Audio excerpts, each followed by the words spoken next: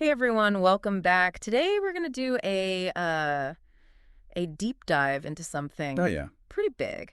The recent NATO summit Yeah. that just finished up in London. If you're listening to this, Right. you probably want to know what went down, Absolutely. why everybody's talking about Oh, it, what it all means for the future. Well, yeah. we've got you covered. You bet. We've been looking over all kinds of stuff, news articles, Of course. official statements. We even dug up some historical context Oh, wow. just to give you the full picture. Very cool. So this Great. wasn't just some routine NATO meeting.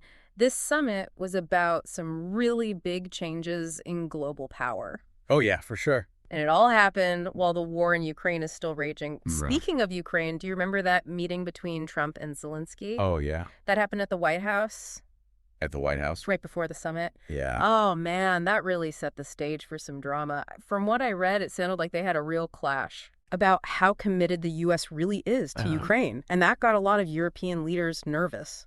Definitely. That meeting really showed how uncertain Europe is feeling right now about the U.S.'s role in keeping them safe. I mean, European countries, they've been depending on the U.S. for security for, like, forever. But now they're starting to wonder, hold on, is the U.S. really going to be there for us when we need them? Yeah, like Europe is thinking, Right. okay, maybe we need to start taking care of ourselves a bit more. Yeah, absolutely. And that actually leads perfectly into one of the biggest themes that came out of this summit. European countries Yes. stepping up their defense game in a big way. Huge. When I saw the numbers, I was shocked. We're not talking about some small increases here. No. We're talking serious money. Yeah, it's remarkable. Since 2014, European allies, and Canada too, they've all increased their defense spending together by over, get this, $700 billion. Wow. And just in 2024 alone, they spent $485 billion. That's a 20% jump from the year before. I am blown away by those figures. It really sounds like Europe is sending a clear message, like they're not messing around. Yep. But I'm curious, what are they actually doing with all that cash? Is it all just going into bigger armies? Well, it's not just about size. It's about modernizing their forces, making them more strategic. And you know what? A lot of European countries are investing a ton of money in cyber defense because they realize cyber warfare is a growing threat. Oh, that's interesting. Yeah. They're also developing some really advanced weapon systems. Like what? Drones, precision-guided munitions, that kind of thing. And of course, a big chunk of that money is going to support Ukraine. Okay, so it's a multifaceted approach. Definitely. And speaking of Ukraine, Yeah. the summit came up with a 4-point plan to Right. try and deal with the war that's still going on. Can you break that down for us? Sure. The first point is all about continuing the military aid to Ukraine and maybe even increasing it. Yep. This means giving them a bigger range of weapons, maybe even longer range missiles, so they can hit targets further inside Russia. I bet that's going to make some people in Moscow pretty upset. It could, yeah. And that leads us to the second point, which is about getting tougher on the economic sanctions against Russia. The goal is to really target those key parts of their economy and put the squeeze on them so they'll come to the negotiating table. So they're trying to squeeze Russia from both sides, Right. militarily and economically. Exactly. Now, the third point is all about making sure that any peace talks in the future have to respect Ukraine's borders and independence. No compromising on that. That sounds pretty non-negotiable. It is. And finally, the fourth point is maybe the most important and definitely the most controversial. They're talking about creating something called a coalition of the willing.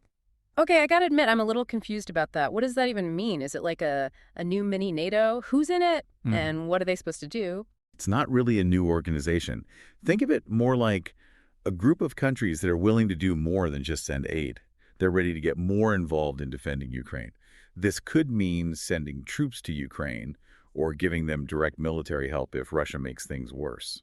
Wow. So is this Europe basically saying, we're ready to put boots on the ground even if other countries aren't? That's a pretty bold move, especially when you think about how risky it is to have a direct confrontation with Russia. Yeah, it is a bold move. Okay. And it definitely comes with some big risks.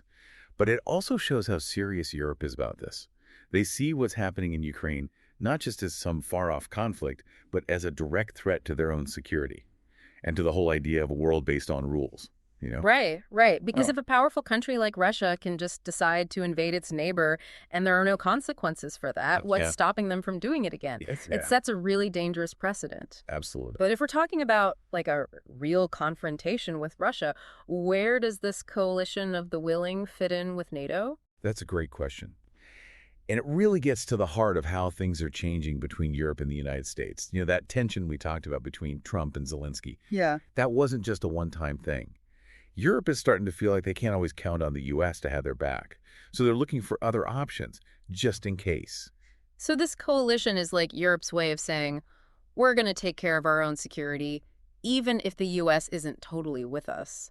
Exactly. It's a way for them to show they have power and influence on their own without needing the U.S. to make every decision for them. And this has been building for a while now. European countries have been slowly increasing their defense spending and working together more closely over the past decade. But this summit feels like a real turning point. It's like they're saying, we can't just sit around waiting for the U.S. to act. We have to do something ourselves. Yeah. But what about the specifics of this coalition? Do we know which countries are actually in it? They're still working out the details, but the main members will probably be the UK, France, Germany, Poland, and those Baltic states. Others might join depending on what the mission is and whether they're willing to send troops or resources. So it's not just a symbolic thing. They're actually talking about sending soldiers to Ukraine. Yep. That's huge. It is. What do you think Russia's reaction is going to be to all this? It's tough to say for sure, but I don't think they'll be thrilled about it. They've already been complaining that NATO is expanding eastward and threatening them, and this coalition will just make them feel even more like that. Sounds like this could really make things worse and increase the chances of the war spreading. It could. But didn't they also talk about a ceasefire plan at the summit? They did. There's a proposal for a truce, a one-month truce. It would mainly focus on the areas where the fighting is the worst, in eastern Ukraine. The idea is to give them a chance to have some peace talks, maybe start to trust each other a little more. I mean, it makes sense, but I just don't see how a 1 month break is going to be enough to fix a conflict this deep. It's a long shot. And even if they do manage to agree on something, how can Ukraine be sure that Russia won't just break the agreement later on? That's the big question. And it shows that they need more than just a temporary ceasefire. What Ukraine really needs are some solid guarantees about their security in the long term, something that will keep them safe and prevent Russia from invading again. So what kind of security guarantees are we talking about here? Would Ukraine joining NATO be part of that? NATO membership is a complicated issue. They definitely talked about it at the summit.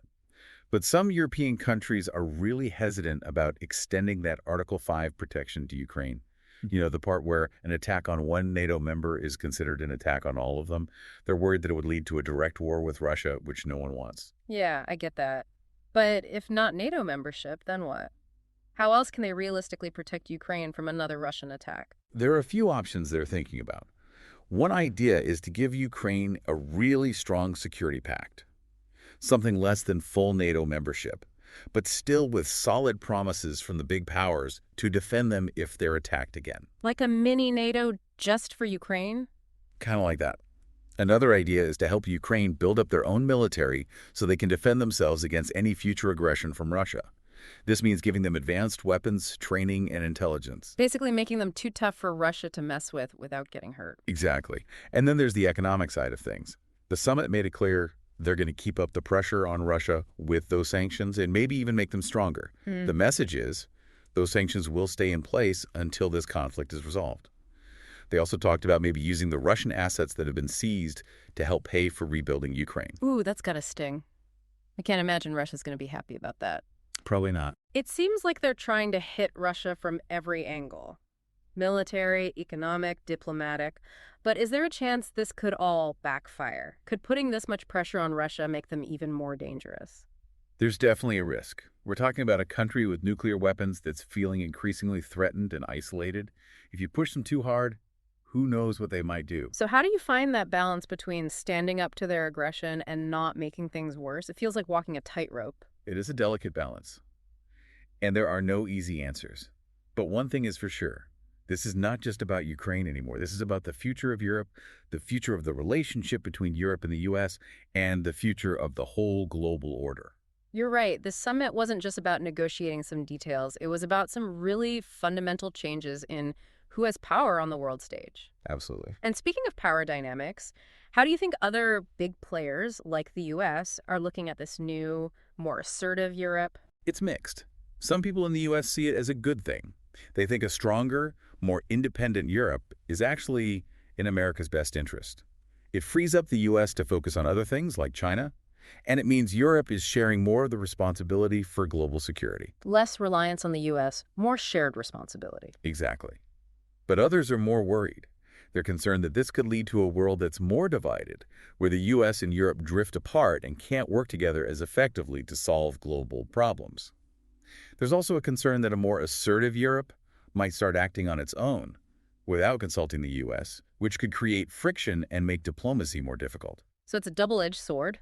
More autonomy for Europe could be good for the US, but it also comes with some risks. Definitely. What about Russia? How do you think they see this shift? For Russia, it's complicated. Hmm. On the one hand, a more united and assertive Europe looks like a threat to them. It shows that their efforts to weaken NATO and divide the West haven't worked. That must be pretty frustrating for them, considering what they've been trying to do. For sure. But some analysts believe that Russia might actually see some opportunities in a more independent Europe, Really? I don't quite see it. Why would they want that? because a more independent Europe might be more willing to deal with Russia on Russia's terms without being held back by the transatlantic alliance. It could give Russia a chance to play European countries off against each other, taking advantage of any differences they have in their interests or goals. So a more fragmented Europe could actually work out in Russia's favor in the long run. It's possible. It all depends on how Russia decides to play its cards. Hmm. And that's what makes this whole situation so fascinating and so unpredictable. We're at a real turning point in history, and the decisions that the key players make in the next few months and years will have a huge impact on the global order. It's like we're entering a whole new era, and the rules are being rewritten as we speak. And this coalition of the willing idea brings up a lot of questions about the future of NATO. If European countries are more willing to act on their own now, especially when it comes to military stuff, does that mean NATO is becoming less important? A lot of people are wondering that, and it's a tough question. Some people say it's a sign that NATO is getting weaker, that the whole transatlantic partnership is breaking down because they don't agree on everything anymore. They point to the fact that this coalition of the willing is doing its own thing outside of NATO's official structure. And they think that could make NATO less united and less effective. Yeah, it's like creating a whole separate system, which could get confusing, especially if they're not always on the same page. Right. But then there's another way to look at it. Some people see this as NATO adapting, not falling apart. They say NATO was created for a different world back when the main threat was the Soviet Union invading Western Europe. But the world's a lot different now. The threats are more complicated. So NATO has to change, too, to keep up with the times. Exactly. It's like if you tried to use an old tool for a new job. It just wouldn't work. The people who see this as adaptation say a more flexible NATO, one that lets these smaller groups of countries tackle specific problems, could actually make the alliance stronger. It could make them react faster and be more effective. I see what you mean. It's like having different tools in a toolbox, right? You wouldn't use a hammer to fix a leaky faucet. But it still leaves us with the question, what's going to happen to NATO in the future? Will it break up into smaller groups, each with their own agenda? Or can it stay together and have a clear purpose in a world where power is more spread out? That's the big question, and honestly, no one really knows the answer. It depends on a lot of things. How committed the member countries are, what happens with global security, and whether NATO can change and reform itself to keep up. So we're at a really important point in history, and the choices made in the next few years are going to have a huge impact.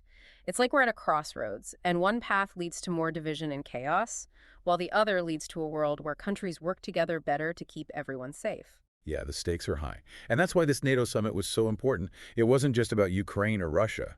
It was about the future of the West, the future of global order, the future of peace and security for everyone in the 21st century. It's been awesome talking about all this with you, and I feel like we've just barely scratched the surface of this whole situation. It's so complex, and things are changing all the time. Yeah, there's always more to learn.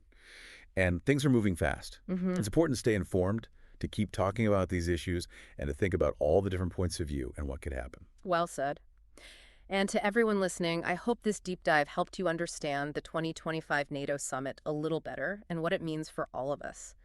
This summit was more than just a meeting. It was a sign of the times we're living in, a reflection of how power is shifting around the world, and the problems we're all facing in a world full of uncertainty and conflict.